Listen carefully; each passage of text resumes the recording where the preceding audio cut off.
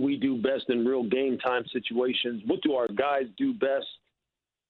And I think you're learning. It's kind of like on-the-job training for the first time in his career. And you could see both in Bruce's actions on the sideline and then in his post-game comments on Tom's actions on the field and then how he sounded in his post-game comments that this is still going to be a learning process. And see, whereas, in most cases you would say, well, they've got time. It's the first game, et cetera, et cetera. It's interesting because when I talk to people, who are actually, whose lives are, who kind of like live and die with every win and loss, because this year they're really cognizant of trying to get quick starts because they don't know how the season's going to go once we get in October and November and December. They don't know how guys are going to react to staying disciplined as far as COVID and all, and they don't know how their teams are going to look. So people are putting a lot of emphasis on fast starts. And so what does that do? That puts guys like Drew Brees and the New Orleans Saints at an advantage because they have that familiarity. Him and Sean Payton have been together for so long. And although Drew didn't play that great either, what you still saw, though, was in crucial situations, crucial situational football situations, they knew what they wanted to do. They knew who they wanted to go to. They knew they wanted to get the ball to Alvin Kamara as much as possible on some of the plays that he really likes. They even knew, like, down on the goal line on the touchdown pass to Emmanuel Sanders, they knew with that quick in-and-out motion, that's one of their go-to plays. If it's not Emmanuel Sanders, that has been Michael Thomas who's run that route. They've run that route for 10, 15 years. So, I mean, they know what they want to get to, so they can overcome sloppy execution. So it's interesting in those two situations with Drew, people would look at that game and go, oh, Drew looks like maybe, he doesn't have the same kind of horsepower in his arm. Maybe, this is the eventual downturn for him. They always have stuff that they know they can go to, and that's because of that familiarity with Tom. Whereas I'm not concerned, as Keyshawn has said, I'm a little concerned only because the greater importance that the early part of the season is going to have this year. And I know that because that's what people have been telling me. We want to come out of the gates fast. We don't want to get behind heading into October.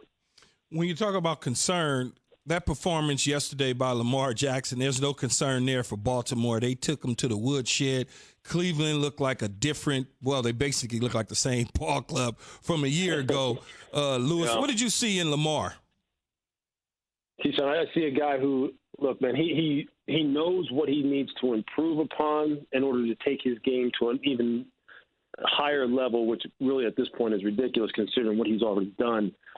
And what that was, as far as taking his game to the next level, was his ability to still throw the football, not just between the numbers, but outside the numbers, and throw it with great accuracy when people kind of keep him contained inside the pocket and don't allow him to get out on the edges. Join us each morning on ESPN Radio and ESPN News.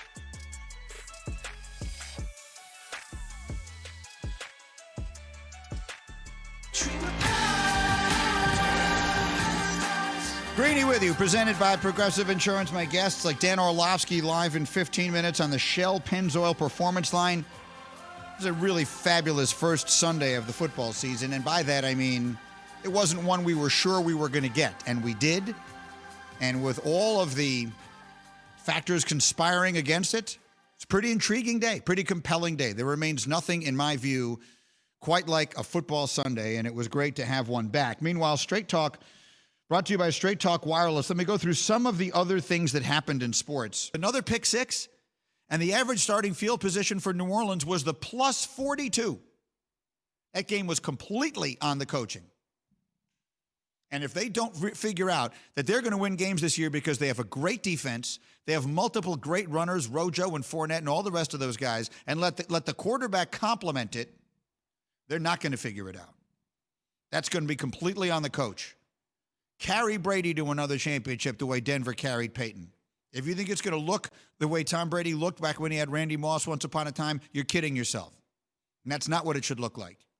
And oh, by the way, Rob Gronkowski, who is a first ballot Hall of Famer and 100% deserves to be, retired in part because I think he was tired of dealing with Bill Belichick, but in larger part because he just can't run anymore. And watching him yesterday was physically painful. Physically painful. Rex said it this morning on Get Up. He runs like a man with a piano on his back, and that's not an insult. This game takes that out of people. Every player who has ever played football has a limited number of hits in them, and Gronk has reached his limit. That's why he retired 2 years ago. So that isn't going anywhere. Gronk is going to be very limited in what he can do for them this year. That team is going to go as far as their defense and their running game take them. Brady will get more and more comfortable as it goes, but they need to run an offense he can run. If you're going to have him throwing that ball to the field from the left side, from the left hash, then you're going to see a lot more of those touchdowns going back the other way. And maybe this wasn't all about Jameis in the first place. Jameis Winston probably enjoyed that one as much as anybody. So that's the story on the older quarterbacks. Younger quarterbacks, the biggest winner among the young quarterbacks yesterday was Mitch Trubisky. Because in the fourth quarter yesterday, Mitch Trubisky saved his job. Because for the first 45 minutes of that game yesterday, the only reasonable thought to have watching him and the Bears play offensive football was, it's time for Foles. This is over. They couldn't have looked more awful. And then the fourth quarter happened. And I don't know what changed. We'll talk to Orlovsky about it a little bit later. But whatever it is they did differently, it started to work and it started to click. And he saves his job with 3 fourth-quarter touchdowns and a terrible drop by the Lions at the end. But to me, that's the best story of the day because I think I was fully ready and fully expecting to come on here today and say, it's over. So to me, he's the biggest winner coming out of that because he continues to play. Like they get a win, Green Bay gets a win, Minnesota a loss, Detroit a loss. So it's a good start for the Bears, even though they didn't look particularly good to me. The biggest loser among young quarterbacks didn't even play yesterday, and that's Deshaun Watson. If you're Deshaun Watson, and you played Thursday night, so you had the day to yourself, if you watched Arizona play yesterday and you didn't smash your television set, then you have far more self-restraint than I do. The worst move of the offseason, by far, completely manifested itself week 1.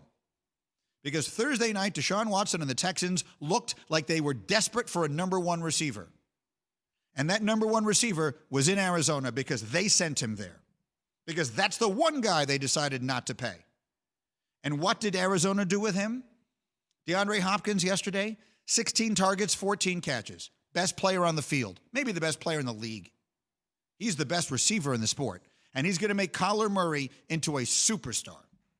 Kyler Murray is special and outstanding. Outstanding. I've been wrong about a million things. I can't remember the last one I had more wrong than I had Kyler Murray. If you watch my TV show in the morning, Get Up, you heard me say it last year that I wouldn't have, or whenever it was, 2 years ago now, I wouldn't have drafted Kyler Murray because I thought he was too small. And boy, was I wrong. He's great. He's so dynamic, so athletic, throws it so well, gets everything. His sliding is spectacular. He does not take big hits because like Russell Wilson, and like the baseball guys know how to slide. The baseball guys know how not to take hits. He's the anti-RG3. So Kyler Murray is phenomenal. And the acquisition of DeAndre Hopkins is going to make Kyler Murray one of the 5 best quarterbacks in the NFL this year, which is what he's going to be. And if you're watching that game in Houston yesterday, I don't know how you watch it without throwing up. I honestly don't. Because that guy, DeAndre Hopkins, is so good. How in the world you decided to move on from him, I have no idea. So if you're in Houston, you're angry today. Actually, a lot of people in Texas angry today because if you're rooting for the Cowboys, you got screwed. Screwed. That is a terrible call to make at the end of the game. Terrible. That offensive pass interference, that play, that happens on every single play. Jalen Ramsey sells it, and they throw the flag. Michael Gallup catches, I think it was a 45-yard, 47-yard pass that absolutely would have turned that game. And they call offensive pass interference for something that happens on every single play. Rex said it this morning on Get Up. They were even. And when the receiver is even, he's leaving. And Jalen Ramsey got caught behind him, and he sold a call, and he got it. And afterwards, the referee, Tony Correnti, said it was clear and obvious. I totally disagree. In the first quarter, maybe. I wouldn't even like to see that call made in the first quarter. I definitely don't want to see it made in the final minute. So that was terrible. And the Cowboys looked terrible anyway. Maybe Jason Garrett wasn't the problem. All last year, all we talked about, Jason Garrett. The offense is